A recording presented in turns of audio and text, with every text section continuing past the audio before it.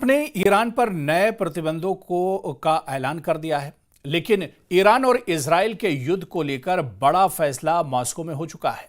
Putin ने बहुत बड़ा मैसेज दिया है। पुतिन ने कहा है कि अब वो इस युद्ध की मूल वजह को खत्म करके दम लेंगे, लेकिन ट्रंप ने पुतिन के गुस्से को भड़काने वाला बड़ा कदम उठा लिया है। देखिए रिपोर्ट।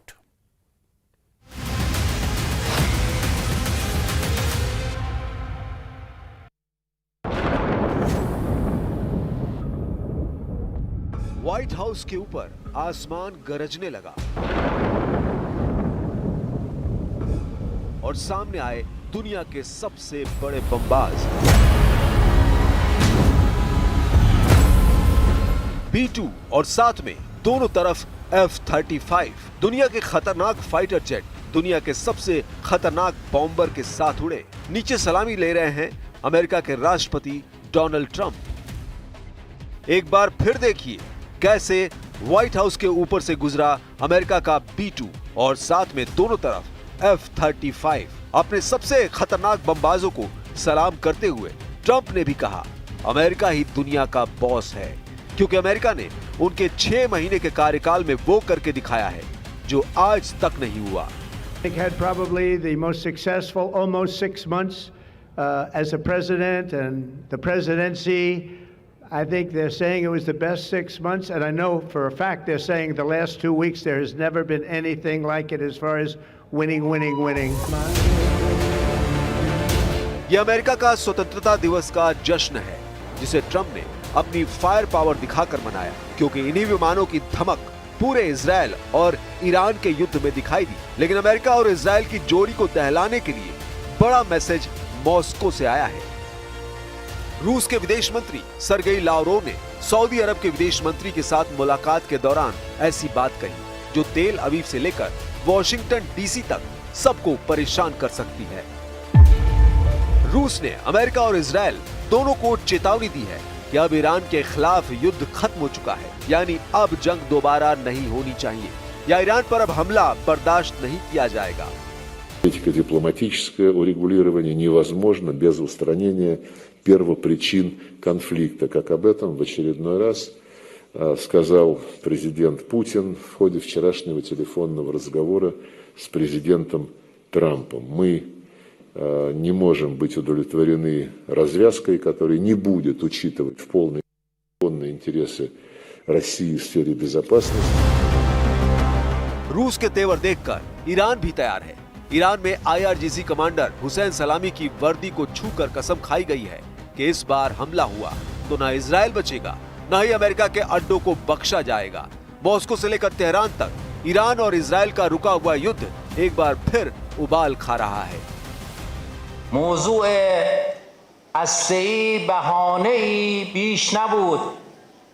برنامه‌ریزی کرده بودند ظرف 48 ساعت و حتی اکثر 1 هفته نظام دچار فروپاشی شود و کشور را تجزیه کنند، اما شکست خوردند.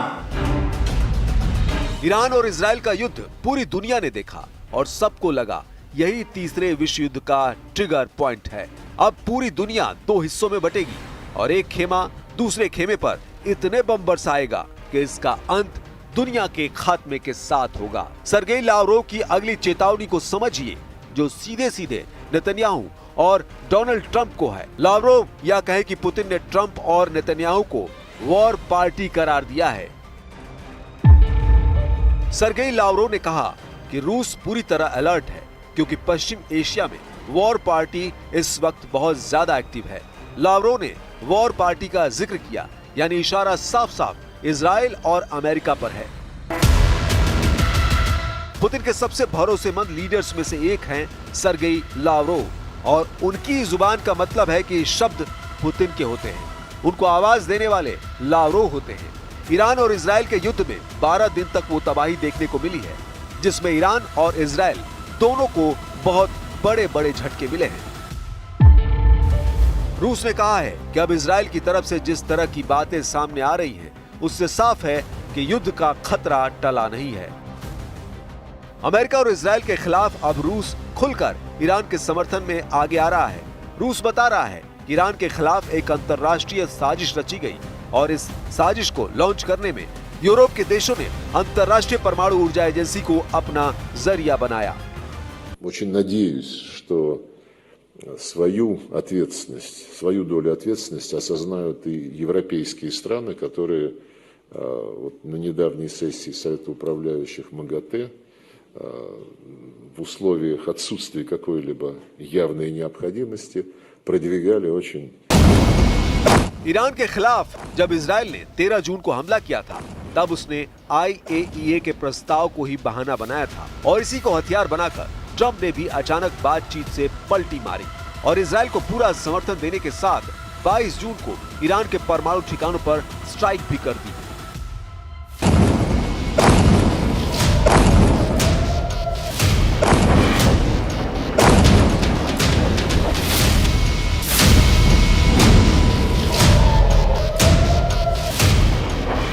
बारह दिन के युद्ध यानी इजराइल के हमलों में ईरान को नुकसान तो बहुत ज्यादा हुआ, लेकिन इस जंग का फैसला अभी सीज फायर के साथ ही हुआ है। यानी ईरान और इजराइल दोनों अभी एक प्लेटफॉर्म पर है। बेशक जीत का ऐलान दोनों तरफ से किया जा रहा है। दुनिया तेहरान और ईरान के बाकी शहरों पर इजराइल के हमलों को देख चुकी है। दुनिया तेल अवीव से लेकर हाइफा और इजराइल के बाकी शहरों पर ईरान के मिसाइल हमले भी देख चुकी है। क्या ऐसा युद्ध दोबारा शुरू होने का खतरा नजर आ रहा है? क्योंकि पुतिन ने इजराइल और अमेरिका के इन्हीं तेवरों को लेकर साफ शब्दों में धमकाया है। अब सवाल है कि रूस को ऐसा क्यों लग रहा है कि इजराइल और ईरान का युद्ध फिर से शुरू होने वाला है। ईरान की सेना के चीफ ऑफ स्टाफ ने कहा कि उन्हें शक है कि इजराइल सीज फायर का उल्लंघन जरूर करेगा और अगर ऐसा होता है तो ईरान अगली बार कई गुना ज्यादा ताकत से ऐसा जवाब देगा कि इजराइल और उसके साथी हैरान रह जाएंगे। 12 दिन के युद्ध के दौरान इजराइल के हमलों में ईरान के 935 लोगों की जान गई। इनमें उसके कई सैन्य कमांडर और वैज्ञानिक भी शामिल थे। तेहरान में IRGC के कमांडरों की याद में एक सभा हुई। खास तौर से IRGC चीफ हुसैन सलामी को याद किया गया। ईरान की सेना अपने बड़े बड़े कमांडरों को खोने के बाद एक बार फिर से मजबूत दिखना चाहती है। طرح بیچاره کننده را آماده کرده بودیم ولی با قطع درگیری فرصت اجرای اون پیش نیامد. اگر دوباره خطایی صورت گیرد این طرح اجرا خواهد شد.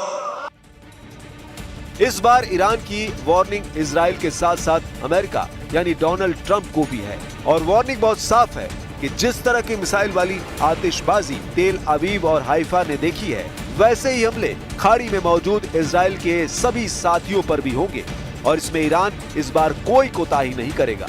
ट्रंप भले ही अमेरिका का स्वतंत्रता दिवस मना रहे हों, लेकिन पुतिन का साथ मिलने के बाद ईरान के कमांडरों की वार्निंग को हल्के में लेना बड़ी गलती होगी। इजराइल के प्रधानमंत्री नेतन्याहू पहले ही कह चुके हैं कि उनके सामने एक दो नहीं बल्कि 7 फ्रंट है।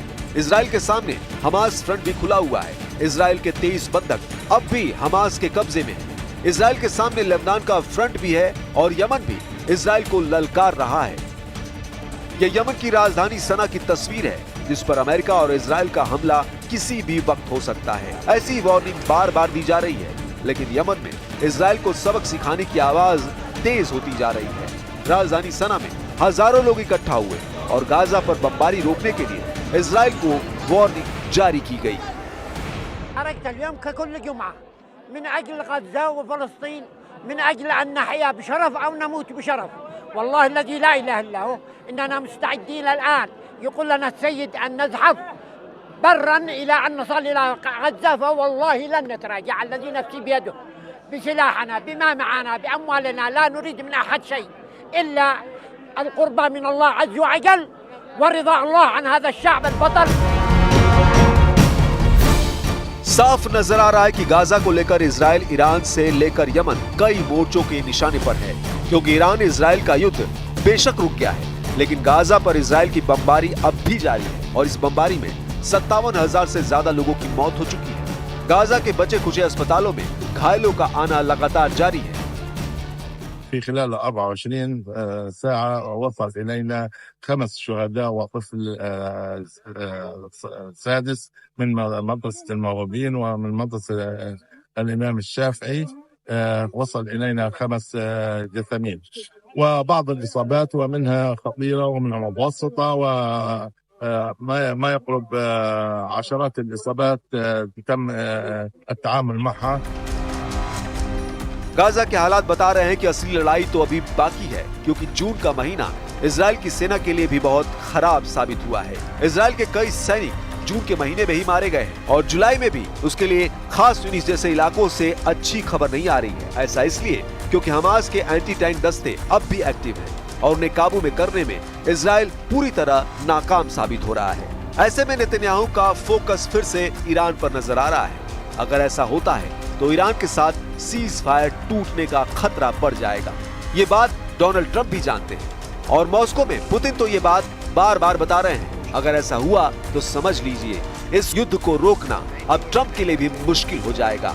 और अब तो अमेरिका के B-2 बॉम्बर इजराइल को देने की बात हो रही है, यानी ट्रंप की रेंज से इजराइल और ईरान का युद्ध निकलता हुआ साफ साफ नजर आ रहा है। अगर ट्रंप अपना सबसे खतरनाक बॉम्बर इजराइल के हवाले कर देते हैं तो समझ लीजिए कि ईरान के लिए बचना आसान नहीं होगा, क्योंकि फिर दैत्य रूपी बम्बर शख्स वहां बंकर बस्टर की बारिश करेगा जहां नेतन्याहू चाहते हैं।